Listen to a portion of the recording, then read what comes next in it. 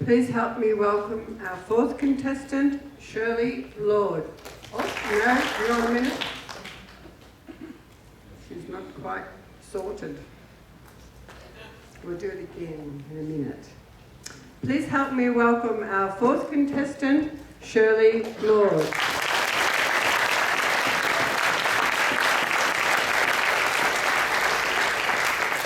Kids in the Kitchen.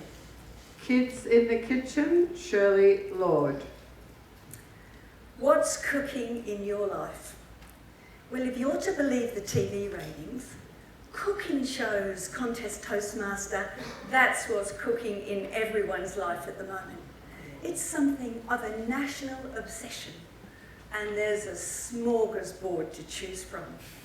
There's Hell's Kitchen, Poe's Kitchen, Jamie Blimey Oliver's Kitchen, Celebrity Chef, Master Chef, and just to add a little bit more flavour, there's even a junior Master Chef. Now don't get me wrong, I'm all for kids being able to cook. I encouraged my own sons to cook, and through my influence, one became a chef. Another likes to spend endless hours in his kitchen with a wooden spoon in one hand and a glass of red in the other. My third son is something of a food and wine aficionado. He knows all the best restaurants, is on first name basis with the staff, and knows the right wine to enhance the perfect dish.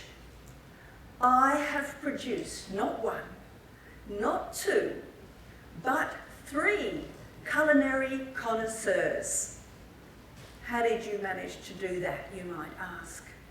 And it's a particularly good question because there is no secret. I hate cooking.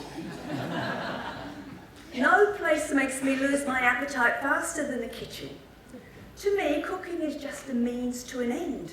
If you don't eat, you die. So the very thought of spending more time in the kitchen, patiently watching the next generation peel their fingers and grate their knuckles, was not a good way for me to enhance family relationships. And it's a strange phenomenon, you know, but back in the day, before every other mad, whisk-wielding celebrity was encouraging kids to cook, children actually preferred to go outside, to play with each other.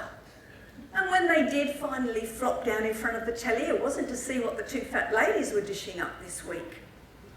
Their TV viewing was a steady diet of Get Smart and Doctor Who. And I'm pretty sure that neither Max nor the doctor ever went within cooey of a kitchen. So without the influence of 24/7 cooking shows, and blessed with a mother whose meals represented gastronomic joylessness,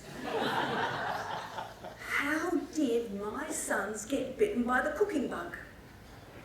Well, it's quite simple, really. I lied to them. I used deception and reverse psychology to convince their teeny tiny teenage brains that being able to cook would make them infinitely more attractive to members of the opposite sex. I bought a terrific step-by-step cooking guide entitled Tasteosterone.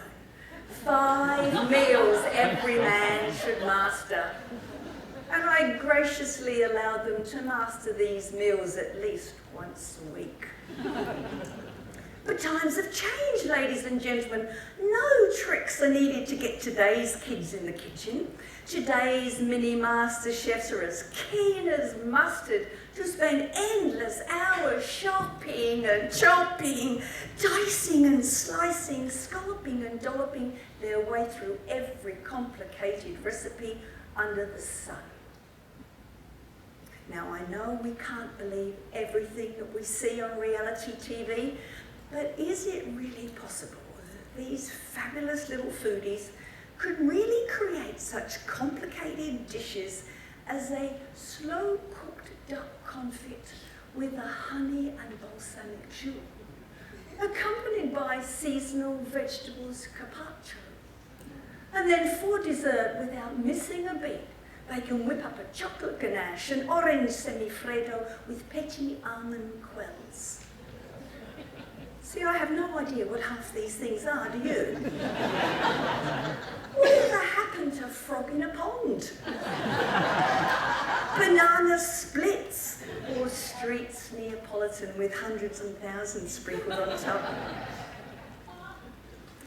I know that at 10 years of age, my sons certainly weren't standing around discussing how they'd make a nice, smooth raspberry coulis. They were more interested in seeing who could squish out the biggest butter and Vegemite worms through the holes in their vita-wheats. And then they would be outside, climbing trees, racing billy carts, and catching tadpoles. So clearly, I am no domestic goddess. And yet, I have brought into being 3 gastronomic gurus who cook with power, passion, and purpose. Well, here's my theory, and I hope it will give you some food for thought. Or you can take it all with a grain of salt, that will be up to you.